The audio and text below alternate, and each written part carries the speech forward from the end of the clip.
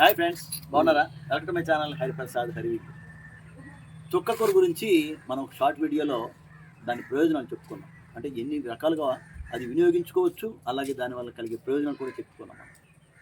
అయితే ఈ చుక్కకూర మనకి టెర్రస్ గార్డెన్లో చాలామంది వేసుకుంటారు.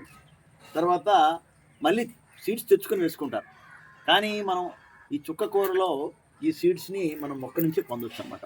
ఆ సీడ్స్ ఎలా ఉంటాయో ఈరోజు మీకు చూపిస్తూ నేను హార్వెస్ట్ చేస్తున్నాను. అది ఒక దూది పింజే టైప్లో, అంటే దూదిలా ఉంటాయండి ఆ చుక్కకూర. ఇదిగో చూసారు, ఆల్రెడీ హార్వెస్ట్ చేశాను. ఇలా ఉంటాయండి. ఇది మనం జాగ్రత్తగా తీసి ఉంచుకుంటే మనకి నెక్స్ట్ మళ్ళీ చూసారు కదా, ఇలా ఇలా ఉంటుందండి. ఇలా ఉంటాయి. ఇవి జాగ్రత్తగా మనం చేసుకొని ఎండలో పెట్టుకొని మనం స్టాక్ చేసుకోవచ్చు. ఆ విధంగా చేసుకుంటే మనం నెక్స్ట్ మళ్ళీ ఇది వేసుకోవడానికి కూడా మనకు ఉపయోగపడతాయి అన్నమాట.